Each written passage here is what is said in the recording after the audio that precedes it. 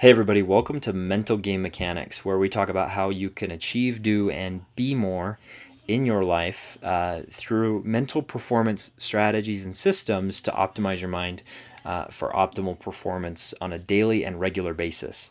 And today I want to talk to you about a video I shot a couple of days ago, episode 11, if you're looking for another episode to refer to. This is episode 12, so it's just the one before this. But in that video, I talked about belief and the power of belief and how it's the number one thing that determines your success. And belief is a powerful thing because if you believe you can, chances are you're right. If you believe you can't, chances are you're right.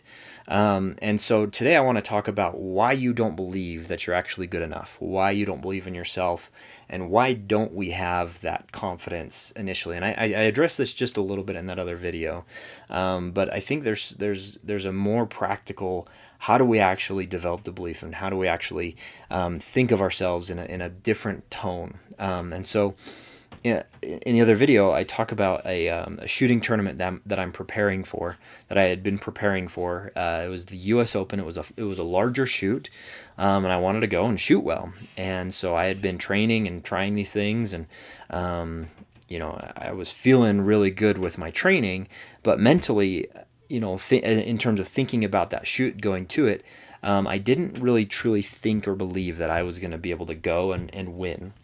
Right, I thought, man, there's going to be all these incredible shooters there, and I was comparing myself to them, and man, there's just no way. And even though at this time I had been doing directive affirmations, is what they're called.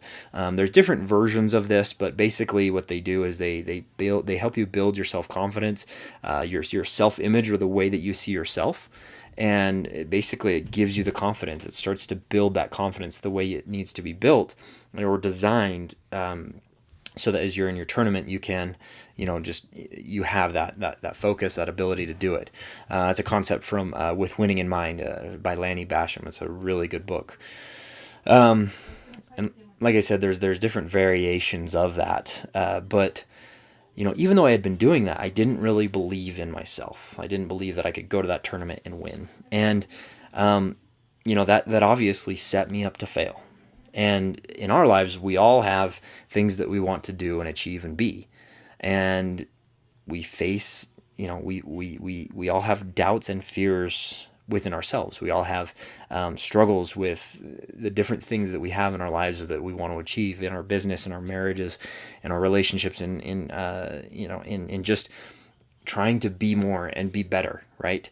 I've gone to not just this one, not the one shoot that I was referring to, but several times that I've done that, where I've gone and knowing that this one person's going to be there, and they're a better shooter than me, and I'm comparing myself to them, and there's all these things that go into play there, and we do that in a lot of different things, right? Currently I'm comparing myself to other trainers out there and other coaches out there that might have more or better experience than me, and how I compare to them, and that, that if you're not careful, you can really self-sabotage in terms of playing that comparison game. And I've sometimes I never even feel worthy to be here, right? Giving you tips and advice on stuff, just because, well, who am I to do that, right? And I'm sure you've maybe felt some of those same doubts and fears within yourself. Maybe you have a voice within you that's saying, hey, you're not good enough, or you haven't done that. You can't go and try and do XYZ or whatever that might be. We all have these voices, and if we get stuck in that comparison game of who we are versus who somebody else is, we can really, really hurt ourselves. And that's one of the downsides of social media nowadays, right? Is everybody's posting their highlights. You get to see everybody's highlight reel, and not realize, or you don't get the impression that maybe that person is going through a very difficult time, but they're just showing you the good things in their life, right? And that's kind of what social media is doing is it's showing everybody the good side of life and not necessarily all the struggles. And so when we compare ourselves to them, we're comparing everybody against their highlights versus our entire life, and there's some context missing. And in studying brain patterns, there's one thing that I've learned, and that is that we are wired for survival. As I've kind of fought my own failure demons, I've learned that growth is actually a muscle. Okay, so when we start playing the comparison game, it's very easy for us to retreat back into who we think we are, or the basic survival instincts that we have, right? Home, shelter, food, water, just that's where we naturally want to go, is into that survival mode, right? And if we see something that challenges us, or it's something that pushes us to that next kind of limit, naturally we kind of avoid that, because it's growth. It's something that we have to actually work for, versus no, we're here, we're surviving, we're good to go, right? We don't need to go do that. And unless we are actively flexing that growth muscle, it's very hard to start. It's very hard to start believing in what we can do, and in our potential. And if you truly actually believe that what you're doing is way harder than what you're currently doing, or obviously there's going to be some resistance, right? If you've ever been on a teeter-totter, right, you get a big person on one side and a small person on the other, right? It's just going to lean one way, right? There's not going to be much unless this person jumps and makes it happen, right? Same kind of concept. If life is easy here, but we want to do something that requires maybe this much effort versus this much effort, naturally we want to go here and stay in this small zone, right? So in terms of believing in ourselves and applying it to this, there's a big challenge there, because our mind is going to start going, no, you don't need to do that. Or it's going to find every reason to not go into it. Well, he's doing that already. Or, that person's better than you at that. Or, right, there's these failure demons that come out and just start telling you all the reasons why you can't or should not do something. And many times, if we want to overcome that, we have to just choose. We have to just say, you know what? Okay, I'm going to do this. And, it doesn't just come to you. It's not something that's just going to happen, right? We're not just going to say, oh yeah, I believe, and go and do it, right? It doesn't work like that. If you haven't built momentum and confidence and belief in yourself, right? If you haven't started getting that initial momentum, getting that initial piece of movement, or you're just starting something, getting that going is the hardest part.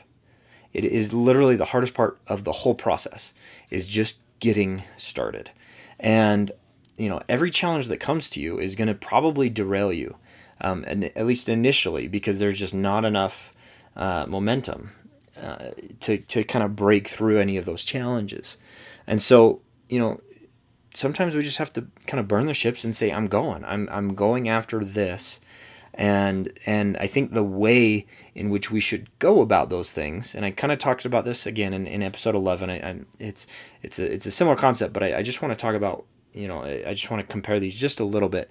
But if you don't have the confidence, if you don't have the momentum, you have to break it down into a small, tiny thing, right? If you don't believe in yourself, you have to start with something very simple. You have to start with something very small.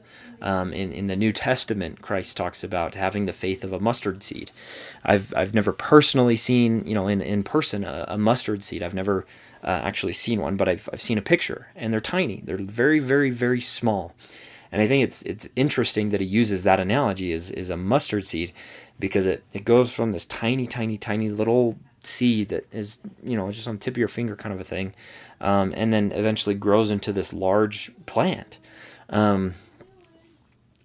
It starts small, and so if you're having struggles with believing in yourself, or believing that you're actually good enough, Start by, hey, let's change what I'm doing today. Let's get out of bed earlier, right? Maybe it's take a cold shower every day, right? That is not an easy task. The Wim Hof method, right, is something that's out there, is taking a cold shower every day.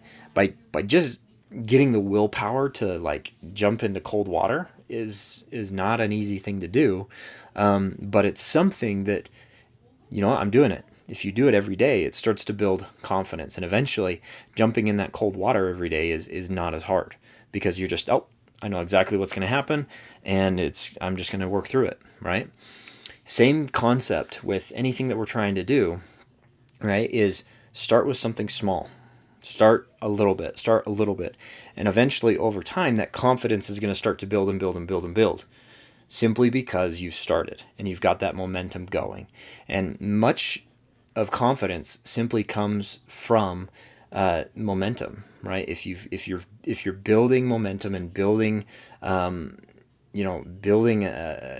willpower to go and do things over and over and over on a repetitive basis, you're going to have confidence to actually achieve more and more and more. And so, I realize that this episode is very similar to the last episode, but I just wanted to make it just a little bit different in terms of why we don't actually believe in ourselves, right? And why we want to concede back into our survival mode versus expanding and growing into who we should become. Now, some of us are already to that point where we're ready to grow. We're ready to take that next step, and we've committed to that, and we want that, right? And there's a lot of us that are already in that mindset, the growth versus a fixed mindset. Naturally, like I said, our brains are wired for survival, and if we're not flexing the growth muscle, it's going to be harder and harder to actually make that growth and make those improvements that we need to do. So I leave you with that, that in terms of believing you're good enough, just remember that it starts with small things that make the biggest difference. It starts with little things now that can grow into something big. And if you start with little things now, eventually those little things start to become bigger things, and then eventually they become great things, and eventually you're doing everything that you should be doing. You're accomplishing your goals, you're hitting your tasks, you're growing and you're expanding and you're doing everything you need to do. But it all started with this small little thing that got momentum, that got you going. And I hope you have an incredible day. And I hope that this helps you shift your mind just a little bit. Again, I know it's a little bit repetitive from last episode, but I think this is an incredible point to make, is that confidence and momentum are built by starting small. And if you start small, eventually you get bigger and bigger and bigger and bigger, and into bigger things and doing more and more.